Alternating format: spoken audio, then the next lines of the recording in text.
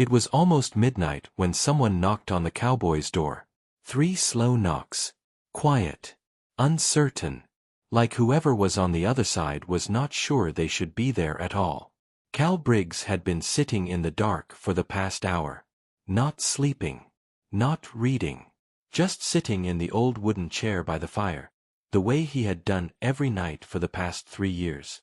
A glass of whiskey on the table next to him, mostly untouched. The fire low and orange. The wind outside pressing hard against the windows of the ranch house. He almost didn't get up. He told himself later that something pulled him out of that chair. Something he couldn't explain. Because Cal didn't get visitors. Not ever. Not out here at the edge of the Sycamore Flats, 12 miles from the nearest town, down a dirt road that most people didn't know existed. Nobody came to Cal Briggs's ranch. That was the whole point of living there. But he got up. He crossed the wooden floor slowly, his boots not on, just his thick socks, and he looked through the small window beside the door. He couldn't see much. Just darkness and wind and the yellow porch light swaying a little on its cord. He opened the door. And there she was. A woman. Standing on his porch. She was maybe 30 years old, maybe a little younger. It was hard to tell in that light. She was wearing a thin jacket, the kind you wear in fall, not in the middle of a January night. Her hair was wet against her face. Her lips had gone a bluish color. She was shaking so hard she could barely hold herself up. And her eyes, when they found his, were not the eyes of someone who was okay. They were the eyes of someone who had been running. She didn't say anything. She just looked at him.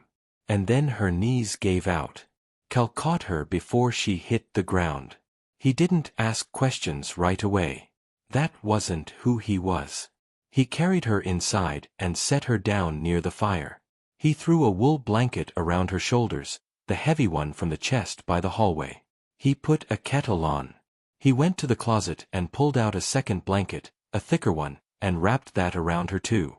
She was still shaking. He crouched down near her, not too close, and looked at her face. There was a cut above her left eyebrow. Not deep, but it had bled and dried. There was mud on her boots and the hem of her jeans. She had no bag. No phone that he could see. No car keys. He had no idea how she had gotten there. "You need a hospital?" he asked. She shook her head, fast. "You sure?" She nodded. He didn't push it. He went and made the tea, strong and hot, and brought it to her in a ceramic mug with both hands. She took it and held it against her chest like it was something precious. For a long time, neither of them spoke. The fire popped. The wind moved around outside the house. The clock above the fireplace ticked steadily. Cal sat in his chair and waited, watching the fire, not staring at her. Giving her room. It was almost 20 minutes before she spoke. "I'm sorry," she said. Her voice was rough, like she hadn't used it in a while. "I didn't know where else to go." "You don't need to be sorry," Cal said. "I saw the light on," she said. "From the road. I walked from the road." Cal looked at her. The road was almost a mile from the house. She had walked a mile in the dark and the cold in a jacket that wasn't built for January. "How long were you out there?" he asked. She thought about it. 3 hours, maybe. "I'm not sure." He didn't say anything to that. He just got up and put another log on the fire. Her name was May. She told him that much, but she said it quickly, like she was deciding in the moment whether to tell the truth or not. He didn't ask for her last name. He told her his name was Cal. He told her she could sleep in the spare room, that he'd put clean sheets on it, that she could use the bathroom down the hall if she needed to. He told her there was soup in the pot on the stove if she got hungry in the night. She looked at him like she was trying to understand him. "You're not going to ask me what happened," she said. "Not tonight," he said. She looked back at the fire. Something in her face shifted, just slightly, like a little bit of the tension moved out of her shoulders. "Thank you," she said. "Don't mention it." He showed her the room. It was small and plain. A bed with a wooden frame, a quilt his mother had made 20 years ago, a lamp on the nightstand. A window that looked out over the dark pasture. He left a stack of clothes on the chair by the bed, a flannel shirt, a pair of sweatpants, and told her they were his but they were clean and she was welcome to them. Then he went back to his own room and lay on the bed and stared at the ceiling. He didn't sleep much. He never did. In the morning, she was still there. He half expected to come out and find the spare room empty, the blanket folded neatly on the bed, the woman gone. That would have been the logical thing. That would have made the whole thing feel like something from a dream. But she was sitting at the kitchen table when he came out at 6 in the morning. She was wearing the flannel shirt and the sweatpants. She had washed her face and pulled her hair back. The cut above her eyebrow was visible now, a thin dark line. She was looking out the window at the pasture. At the horses. "How many do you have?" she asked, without turning around. Like she'd heard him come in. "4, he said. "Well, 3.5. She looked at him then. "The chestnut one out there," he said. "She's lame in her right hind. Has been for a while. I keep thinking she'll heal up, but she doesn't seem to be in any hurry." Something almost like a smile moved across May's face. It was small and cautious, like she wasn't sure she had the right to it yet. "What's her name?" she asked. "Rosie. That's a good name." Cal poured 2 cups of coffee and set one in front of her without asking if she wanted it. She wrapped both hands around the mug the same way she had held the tea the night before. "I should tell you something," she said. "You don't have to." "No," she said. "I do." She looked down at the mug. "Being here might bring you some trouble. I don't want to do that to you without warning you." Cal leaned against the kitchen counter and looked at her. She was being honest. He could see that. Whatever was going on with her, she wasn't trying to play any games. "What kind of trouble?" he said. She hesitated. "Men," she said. "Looking for me." He let that sit for a moment. "How many?" "At least 2. Maybe 3. "And what do they want?" She looked up at him then. Her eyes were a dark hazel color, almost brown in the morning light. There was something in them that was not just fear. There was something older than that. Something heavy. "Something I have," she said. And that was all she said. Cal looked at her for a long moment. Then he pushed off the counter and went to the stove to make eggs. "Scrambled okay?" he asked. She blinked. "Yes. Thank you." He didn't push her that morning. Or the afternoon that followed. He had work to do, the way he always did. Horses to tend. Fences to check along the north line. A water tank that had been leaking since October that he kept putting off. May helped without being asked. She wasn't afraid of the cold or the mud. She followed him out to the barn and held the fence post steady while he drove it in. She refilled the water buckets for the horses without him showing her how. She knew her way around a working place. That much was clear. At one point, when they were in the barn and the wind had dropped and it was quiet, she sat down on a hay bale and just breathed for a minute. Like she was remembering what it felt like to be still. Cal was working a knot out of Rosie's tail with his fingers. He didn't look at her. But he was aware of her the way he was always aware of things on the ranch. Movement. Stillness. Changes in the air. "How long have you been here?" she asked. "On this ranch." 11 years, he said. "Alone." A pause. 3 years alone. She understood what that meant without him having to say more. "I'm sorry," she said. "It was a long time ago," he said. But his voice was flat when he said it.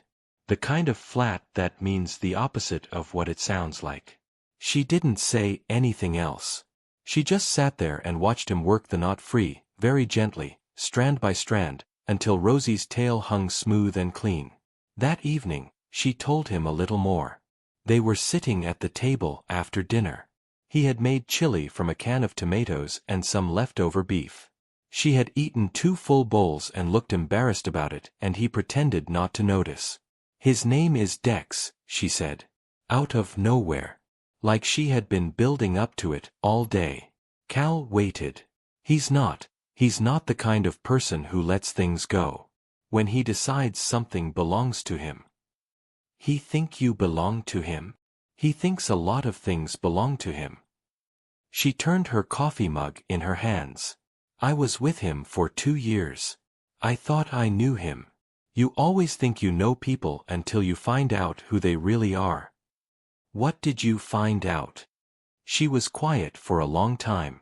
Long enough that he thought she might not answer. He moves things, she said finally. Things that don't belong to him. Across state lines. He has people who help him. And he had me helping him too, for a while, because I didn't know what I was doing at first. And then I did know. And I started taking notes. Cal looked at her carefully. What kind of notes? Names. Dates. Routes. Amounts. She met his eyes. Proof. He set down his fork. Where is this proof? She touched the side of her jacket. She wasn't wearing it, it was hanging by the door, but the gesture was clear. Whatever she had, it was small enough to carry close. A drive, she said. Thumb drive. Everything on it. And he knows you have it. He knows I know too much. The drive is extra. He'd want it back, but even without it, he'd want me gone. So I can't talk. Cal looked at the table. He was quiet for a moment. Then he said, who were you trying to get to? Before you ended up here. She looked at him, surprised. You said you came from the road, he said. You were going somewhere. Or running from somewhere. Which was it? Both, she said. I was trying to get to a woman in Calverton. A federal agent. She gave me her card a year ago and told me if I ever needed help, really needed it, to find her. You have the card? I had a phone. I had everything on my phone. And then they found my car. She stopped. I had to leave the car. I got out and ran. I didn't have time to get anything. I just ran. Cal was quiet. Outside, the wind had picked up again. It pressed against the windows with a sound like something leaning in to listen. Her name is Karen Luth, May said. She's with the FBI field office in Calverton. If I could get to her. Calverton is 60 miles from here. I know. He looked at the table for a long moment. Then he pushed his chair back and stood up and went to the window. He looked out at the darkness beyond the glass. The pasture, invisible now. The tree line further back. The dirt road running away toward the highway. You said maybe 3 men, he said. Yes. Armed. Yes. He nodded slowly. Like he was doing math in his head. Okay, he said. She looked at him. Okay. He turned from the window. Get some sleep. We'll figure out the morning when it comes. He sat up that night with his rifle across his knees. Not because he was afraid, exactly. But because he was careful. He had always been careful. It was one of the things that had kept him alive through years that had tried, in various ways, to kill him. The army had taught him patience. The land had taught him silence. Loss had taught him everything else. He sat in the dark living room and listened to the ranch breathe around him. Around 2 in the morning, he heard a vehicle on the road. Slow. Not passing through. There was nothing to pass through to, out here. It moved slowly, like something looking. He watched through the window without turning on any lights. Headlights moved through the tree line at the edge of the property. Stopped. Stayed still for a long time. Then moved on. He stayed in the chair until 4. When the gray light started coming through the windows, he made coffee and sat at the table and thought. May came out of the spare room just after 7. She looked at him sitting there and at the rifle leaning against the wall, and she stopped. They were on the road last night, he said. She closed her eyes. I'm sorry. I should go. I'm bringing this to your door. You're already at my door, he said. Sit down and have some coffee. She sat. He poured the coffee. Neither of them spoke for a moment. I used to know how to disappear, she said quietly. I did it before.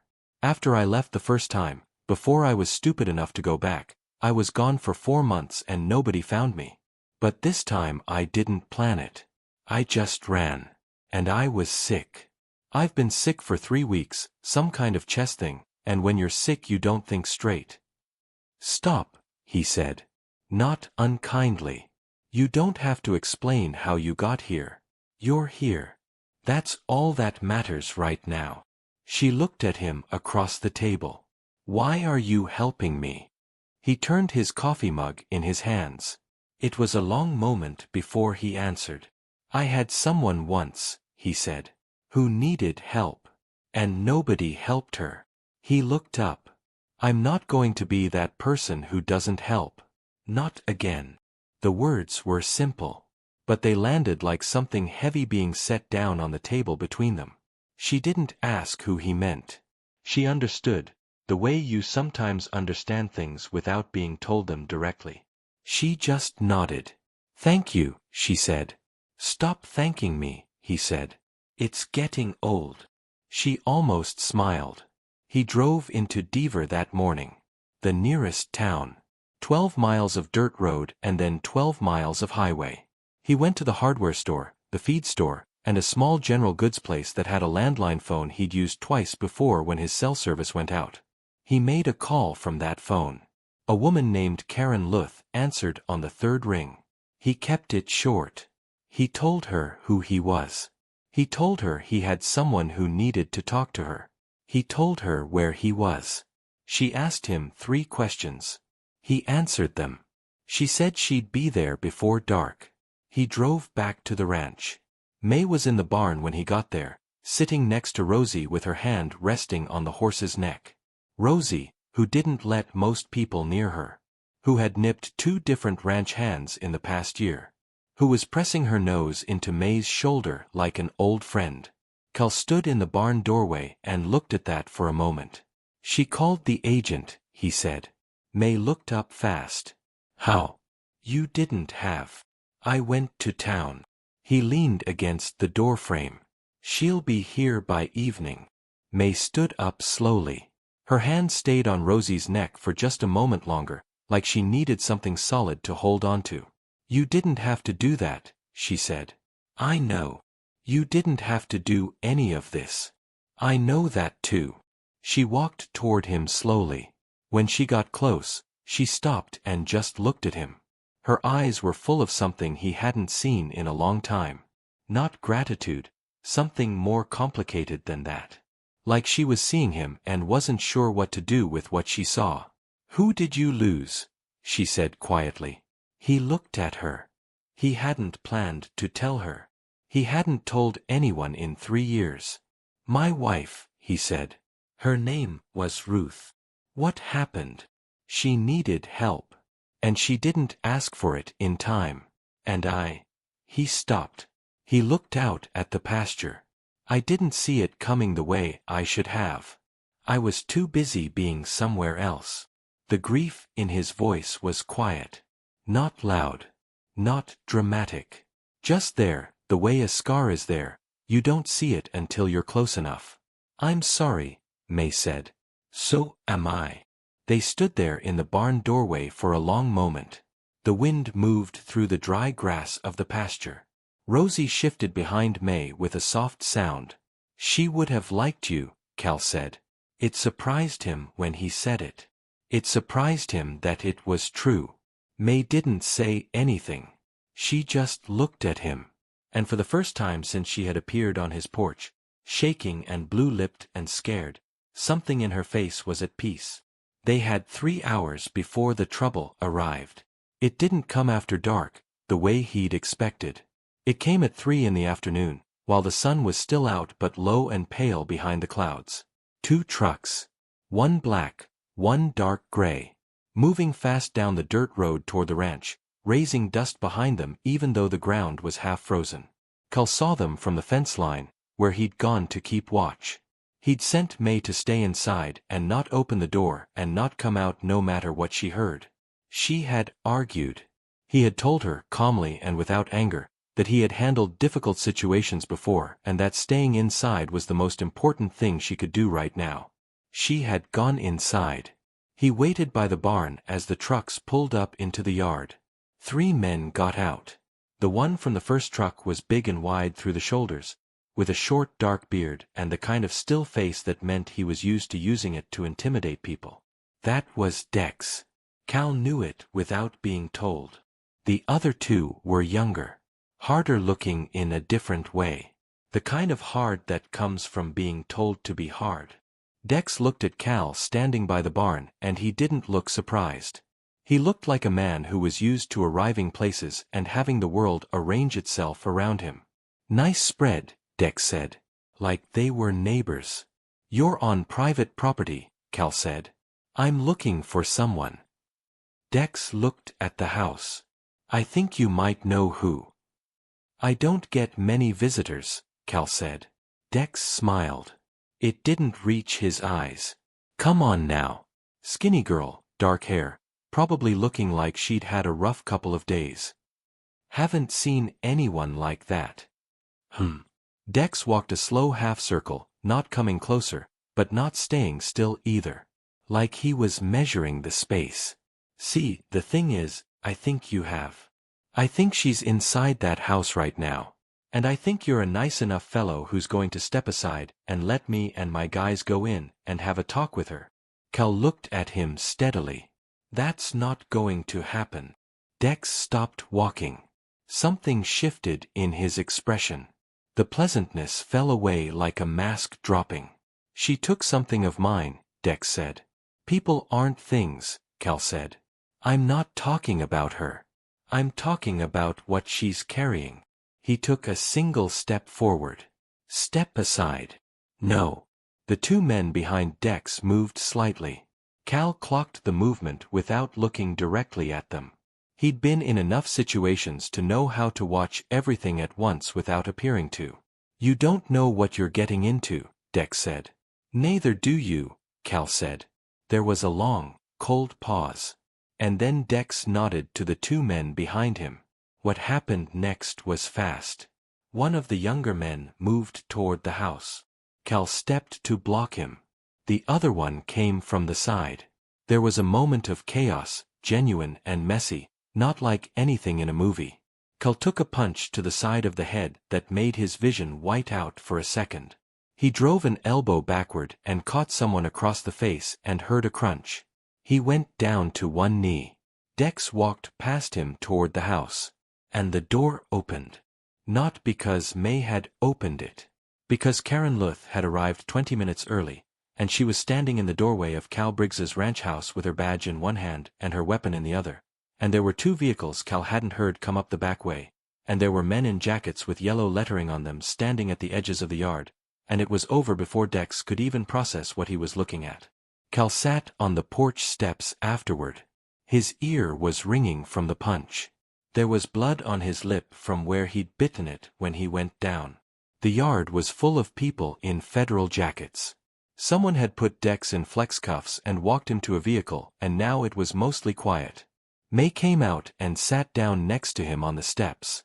She didn't say anything for a minute. She just sat there. You knew they were coming early, Cal said. It wasn't a question. She called me, May said. When you were out watching the road. She'd found a satellite number from the ranch records and she called the house. You didn't tell me. I was afraid you'd send me away if you thought I was bringing a federal operation to your doorstep. He almost laughed. It came out as a short breath through his nose.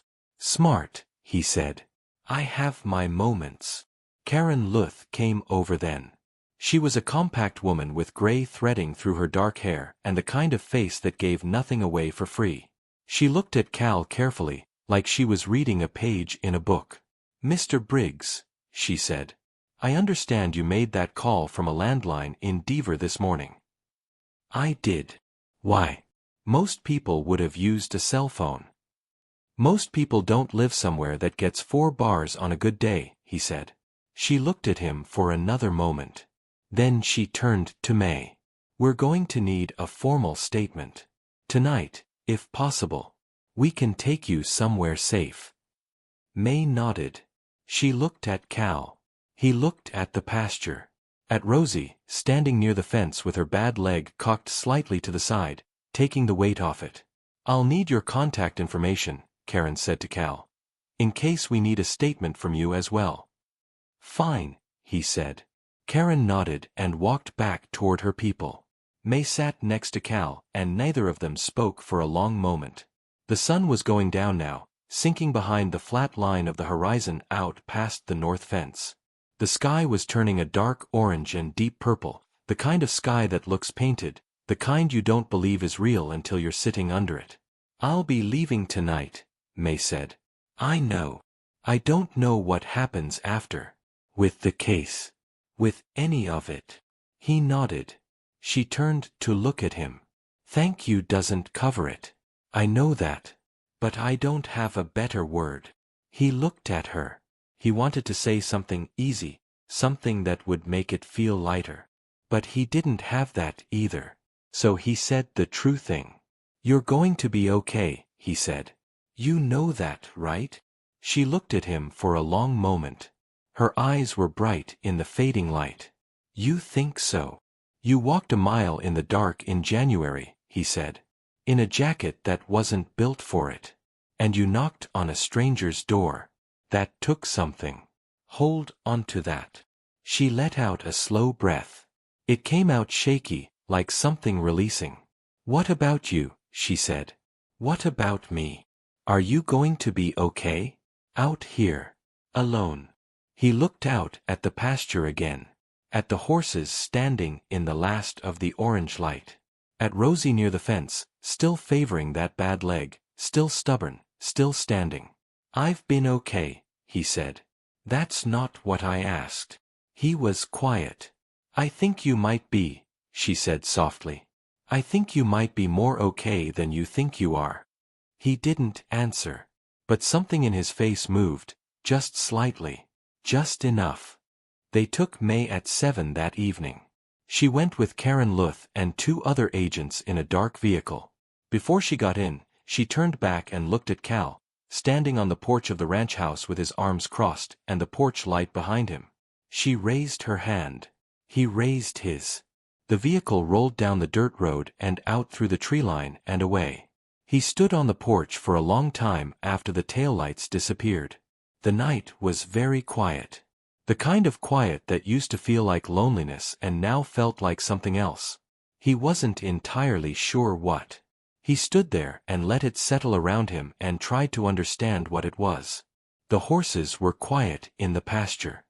He could hear Rosie moving near the fence, that slight uneven sound of her walk, the hitch in it that she'd had for so long now that he'd stopped thinking of it as a wound and started thinking of it as just part of her.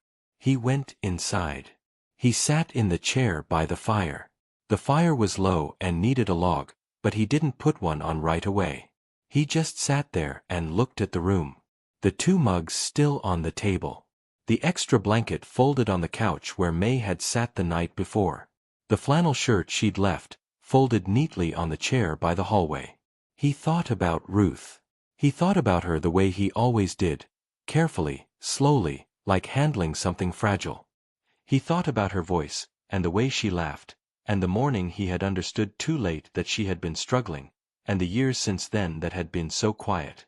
He thought about how May had sat next to Rosie in the barn, how the horse had leaned into her, how Rosie didn't lean into people. He thought about what May had said. I think you might be more okay than you think you are. He sat there in the dark for a while.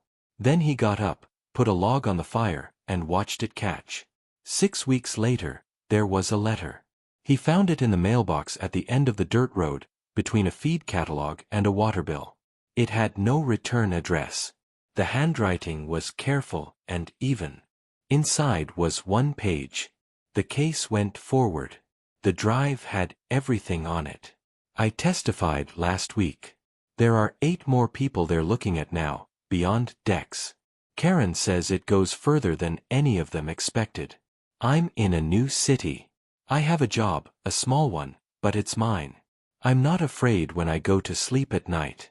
I didn't know that was still possible. I thought about you when I got my first paycheck. I thought about how you made eggs without asking if I wanted them. How you fed me without making me feel like a charity case. How you let me help with the fence posts without explaining anything. I Googled your ranch. I saw a photo from a few years ago. I saw the horses. I recognized Rosie. I hope her leg is better. I hope your nights are quieter than they used to be. Thank you for opening the door. May. Cal stood at the end of the dirt road and read the letter twice. Then he folded it carefully and put it in the inside pocket of his jacket, close to where he kept things he didn't want to lose. He walked back up the road toward the ranch. The morning was cold and clear. The sky was that hard blue you only get in January when there's no cloud anywhere, just pure blue from one edge of the world to the other. He could see the horses in the pasture from where he was. 4 of them.